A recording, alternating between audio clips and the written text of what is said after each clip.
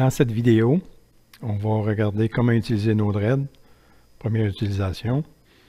La première partie, c'est démarrer Node-RED à partir d'une image Docker. On va regarder comment créer un flow, utiliser les nœuds inject et debug. On va exporter un flow, on va l'effacer. Ensuite, on va réimporter un flow. On peut aussi désactiver un flow. Dans la deuxième partie, on va créer un site web pour visualiser des données, dashboard. Donc, on a un exemple ici. Donc, on voit au niveau du site web, donc le site s'appelle température. On a des tabulations, donc pour température intérieure, la température extérieure, et puis l'ensemble des températures. Donc, on a à la fois les deux jauges et puis les deux courbes au niveau des températures intérieures et extérieures, avec les points, en fin de compte, qui ont été pris à différents instants. Et c'est disponible là, si le PC est en réseau, donc à l'adresse du PC. Sinon, on peut aussi développer ça et accéder à ça avec simplement localhost. Donc l'adresse, c'est bien sûr l'IP ou bien localhost 2.1880/UI pour User Interface pour avoir le site web. Donc on va regarder comment fabriquer ça. Ensuite, on va regarder comment ajouter des nœuds à la palette de nœuds. Il faut démarrer l'image Docker. Donc dans le répertoire JM Node-RED Influx Grafana, il y a un fichier .bat qui contient la commande pour démarrer le conteneur, Docker, Run, etc. Tout ça. Donc, vous pouvez regarder la commande. Vous pouvez vous référer à la vidéo précédente, comment utiliser Docker en première utilisation, qui montre comment utiliser Docker. Donc, le fichier .bat est fait pour être double-cliqué. À ce moment-là, Docker va démarrer le conteneur à partir de l'image. Ici, j'ai une erreur tout simplement parce qu'il me dit que le port est déjà utilisé. Le conteneur est probablement déjà démarré. Donc, pour vérifier, j'ai à ouvrir une fenêtre de commande et on peut faire Docker PS-A et on voit enfin que l'image Node-RED Influx Grafana a été démarrée il y a 5 heures déjà.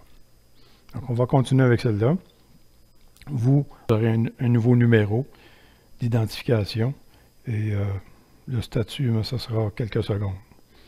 Donc, à partir de là, une fois que le conteneur est démarré, on a accès aux applications web.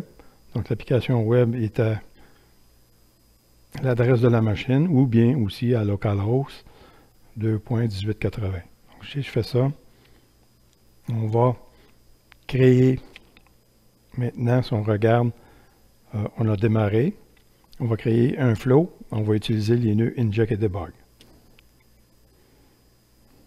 Pour créer un flow, on vient ici, au plus, on peut éditer le nom.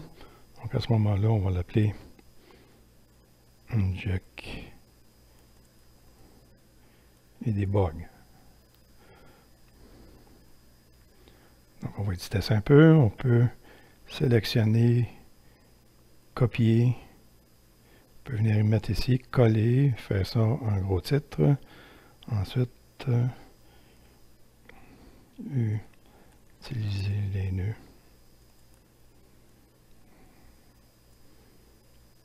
Inject et debug. Donc si on fait Done, donc la description de notre flow est ici. Donc j'en ai mis une belle erreur dedans. On peut rééditer. Double-clic dessus. Utiliser les nœuds inject et debug. Donc on va chercher le nœud. On double-clique dessus. On drague. Même chose pour debug. On drague. Ensuite, on peut connecter la sortie à l'entrée de l'autre. Donc on double-clique et on drague et on connecte. Timestamp, on peut générer un timestamp lorsqu'on va cliquer dessus une seule fois. ou bien on peut faire répéter. Donc ici, je vais demander de répéter à toutes les secondes. On pourrait changer, là, secondes, minutes, les heures, et puis on y reviendra. Done. Donc à ce moment-là, ici, il va générer un timestamp. Un timestamp, c'est le nombre de secondes écoulées depuis janvier 1900. Parfois, c'est des nombres de millisecondes, des fois, c'est des nombres de nanosecondes. Ça va dépendre du type de timestamp. Pour tester ça, on va utiliser le nœud debug. Le nœud debug, si ça c'est activé ici, il va envoyer l'information dans la fenêtre de debug. Donc, je déploie. Donc, à partir de là, maintenant, c'est fonctionnel. Donc, on voit ici qu'il y a des messages qui s'ajoutent. Et puis, c'est le payload, c'est la sortie de ça, qui est affiché. Donc, à partir de là, on voit que les valeurs changent. On peut changer, au lieu d'un timestamp, on peut demander de générer un message, une chaîne de caractères, par exemple. On va dire hello. On déploie. Et maintenant, à toutes les secondes, c'est hello qui est généré. Donc, on va remettre le timestamp.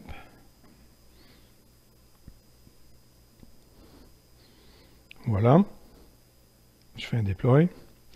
Ici, on peut vider la fenêtre debug. On aura les nouveaux. Donc, maintenant, on veut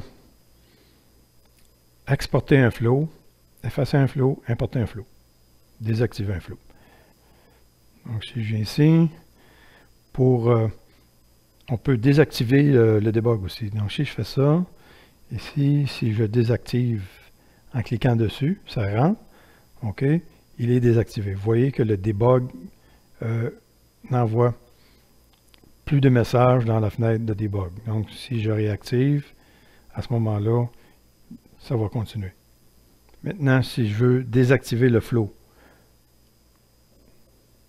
je fais Done. Deploy. Donc ici, encore une fois, si je vide, le flow est désactivé, tout comme ces autres flows-là.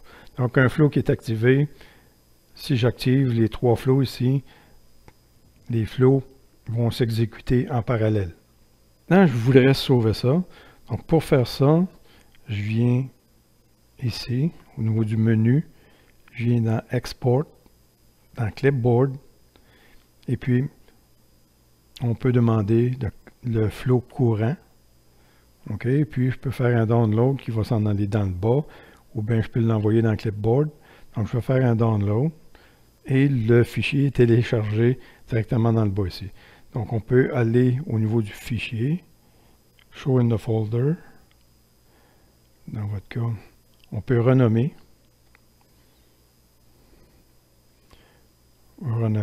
Inject et Debug. Donc, si on regarde le contenu,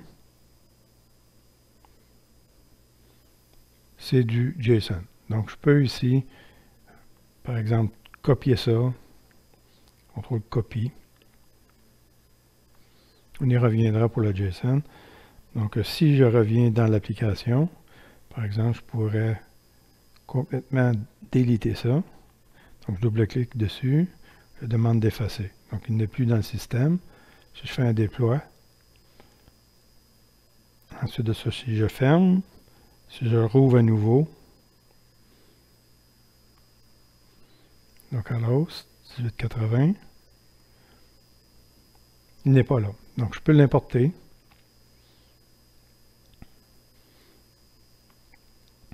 Clipboard, donc j'ai CTRL-V, je peux faire ça. CTRL-A, delete, ou bien je peux sélectionner un fichier. Donc, celui que j'ai sauvé tout à l'heure, qui était dans Download. Donc, on va le voir, date modifiée. Inject et Debug, c'est celui-là. Donc, je clique dessus. C'est la même chose que si j'avais utilisé le Clipboard. Donc, ça, je vais mettre ça dans un nouveau flow. Et je fais une importation. Donc, il a importé un flow et deux nœuds. Donc, si on va voir ça, c'est ici. Donc, on peut activer. Done. On peut déployer. On peut regarder si ça fonctionne encore.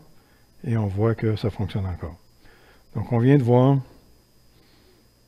comment démarrer l'image, comment créer un flow, comment utiliser les nœuds inject et debug, comment exporter le flow, comment l'effacer, comment l'importer à nouveau et comment le désactiver. Donc la prochaine étape, ça va être de créer un site web pour visualiser des données provenant soit de capteurs. Dans un premier temps, ça va être des données qu'on va générer localement.